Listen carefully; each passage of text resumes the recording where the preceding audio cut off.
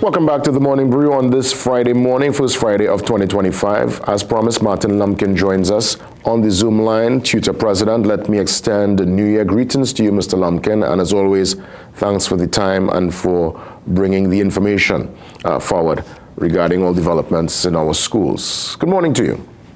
Good morning, and many happy returns to you, Mr. Williams, and to your family at home and at the studio. Thank you so much. Let's get into the back to school prep. How are we looking as schools reopen their gates and get back to business on Monday? Tutor always looks forward to the reopening of school, especially within the context of the new calendar year and the new academic year, and 2025 is no different. We are optimistic that all schools can reopen, but we know that the reality is sometimes not as such. This year, the Ministry of Education had 4 weeks in order to enact and to do repairs on schools. We have not gotten full feedback in terms of some of the schools. I can tell you in terms of San Fernando Central, where they had one block condemned. We understand the block was torn down. However, there have been no indication of any, temporary housing of these classes, especially in the VAPA, the performing arts, and physical education, which puts a bit of strain on the school when it reopens on Monday. We see how that goes. We're getting reports that they're going to have some level of adjustment. We don't know what it will be at the moment, but there are other schools that we are monitoring.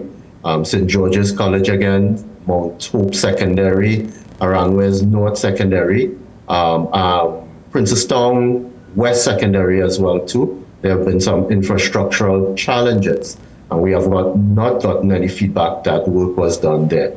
So we will be out on the field as we would have done over the last couple of years, monitoring and visiting schools that need the attention of tutor. I know the heavy lifting takes place usually around that July-August vacation, because there's a full complement of, I would imagine, 8 weeks to get the work done. Even though it was 4 weeks for this Christmas vacation, which is not really the usual complement, sometimes it's less than the 4. You think work really could have been done? There could have been any major lifting during the 4 weeks? There could have been, the 4 weeks of the Christmas vacation for 2024 presented an opportunity for the Ministry of Education to start some of the major works. And we would have reported at the last July-August vacation program, the late start and sometimes lack of opportunity to do repairs. So you saw that because of whatever reason, ministry usually speaks about lack of funding. But in this occasion, they could have started, and if it needs to continue during the school term, they have the opportunity of afternoons and weekends to address some of it. But there are some infrastructural works that could have been done during this vacation period. We only got the downpours over the last couple of weeks. Couple of days. The weeks preceding this week of reopening, we had weather which could have facilitated the repairs. And so we are still monitoring to see which schools. The Ministry of Education this time around did something very strange. They asked these principals to submit their fitness for reopening very early, actually the week after school closed. Now, if your school continued to be operational when school closed and needed the infrastructural work, sometimes during this period things can go downhill, and you may not be able to reopen. So it's kind of strange they asked us, ask the principals this early in the school vacation to present that. So the statistics may very well say that all schools are fit for reopening at that point in time. But at this point in time, it may not show that it is fit for reopening. So the ministry could use that information to say all schools are ready for reopening. However, we know that in some instances that may not be the case. So we're talking more or less this morning, we have dealt with the infrastructural concerns, right? Building and fit for purpose. What about the technological infrastructure? Are all, at least from your vantage point, your investigations, whether the empiricals showing via connectivity, are all the schools in this country outfitted with internet, data? What's happening in that regard? We're talking here from the rural schools to all our schools here in the urban space. Not all schools are technical, has the technical capabilities in terms of connectivity, in terms of the hardware and software. We will say that the majority do have it, both in Trinidad and Tobago. So like where, like what areas won't have that connection at this point? That doesn't have, sorry? Yeah, what areas wouldn't that, like what areas, so probably not the school per se, but what areas, what school from your information would not be connected at this point in time? Because to me that's a disadvantage in this modern time.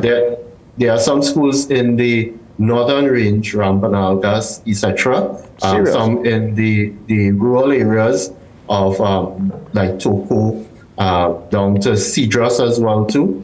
So you're talking about those at the extreme corners of the island where connectivity is a bit challenging for both the telecommunication company as well as other getting other sort of connectivity. So the ministry has always had this challenge, and I know they attempt to work with the telecom community, those companies.